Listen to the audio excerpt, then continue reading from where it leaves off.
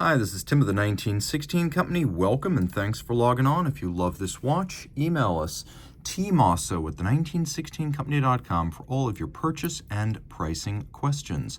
Today we discuss something launched in 2017, but it is part of a lineage dating back to 1975 when the Girard Perregaux Laureato became one of the charter members of the Integrated Bracelet Sports Watch fraternity. And this watch here, 38 millimeters in stainless steel, is considered the mid-size, but it's actually very close in size to the original reference 4266 from 1975. So in terms of tradition, this is actually closer to the original than the larger models. 38 millimeters in diameter in steel. It's 10 millimeters thick. If you just measure the case lug-to-lug, 44.5 millimeters. If we measure the end links, then we have a spacing across the wrist of 47.5. That's the total horizontal distance across the wrist. Now you can see that the lugs are angled, so this mitigates some fit issues that might occur if you're borderline for it. I consider this to be a unisex option. You can see it looks good on my wrist of 16 centimeters circumference, though a smaller wrist can also wear it. You could probably wear this on a wrist as small as 13.5 centimeters circumference. There's your over the top, down the barrel, and your cuff shot, revealing that this watch will slide easily under a dress shirt sleeve. The bracelet is integrated, which means visually, case flows into lugs, flows into bracelet. We have these polished intermediates, we have satin finished H profile primary links. You can see we have this very deep lateral satination on the brushed portions. There's also a polished bevel that expands across the edge of the case, down the lugs, and then across each one of the individual links. We have here removable links fixed by screws, and that on both sides of the clasp. We have a clasp that is double deployant. You can see it is a sequential close with one close before the other sequentially. Twin trigger release, so it's not going to pop open accidentally, and it's not going to pop open if you press just one trigger. It's got to be both. You have a large amount of security here. Taking a look at the case, it's relatively simple. It's not as intricate as something along the lines of a Nautilus, but it's comparable to an Aquanaut or a Royal Oak. So we have a mid case with longitudinal satination. We have lug hoods that are brushed across transversely.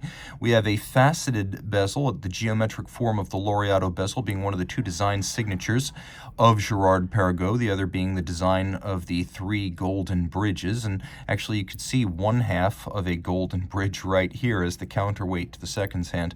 On the crown, which you can see in this application is a screw down, we have that faceted Laureato bezel again, and then there is a plinth underneath it, kind of similar to what you find on the current Vacheron Constantin overseas, where you have this round base and then the bezel structure on top.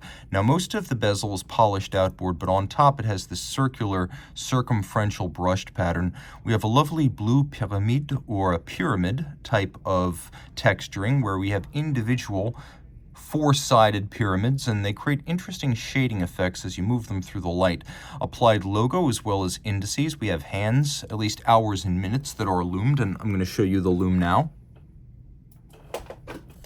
And the movement includes both hacking seconds and a quick set date. Roll it all over and you can see that movement. It's a manufacturer caliber from a family that originated in 1994, the GP3300 unidirectional winding, stop seconds, quick set, 4 hertz beat rate, 27 joules, 46-hour power reserve, a thin, fine, high-grade movement that can be and has been chronometer certified in some watches. For example, the first-generation Vacheron overseas used a version of this movement with a chronometer certificate. Finishing is high-grade, maybe even a little bit better than what you get on Audemars Piguet. And Audemars Piguet, of course, would be a higher price point. You could see circular Côte de Genève on the rotor, linear on the bridges. We have engine turning on the edge of the bridges as well as the base plate. We have high-grade beveling, mostly mechanical, but likely finished with a hand tool to get that mirrored shine that you see here. And then we have the same treatment on the edge of the rotor. We also have a spectacular solarization on both the barrel and the ratchet wheel on top of it, so it is a good looking movement. You can see right here we have a letdown for the mainspring and then a crown release. That's there for your watchmaker.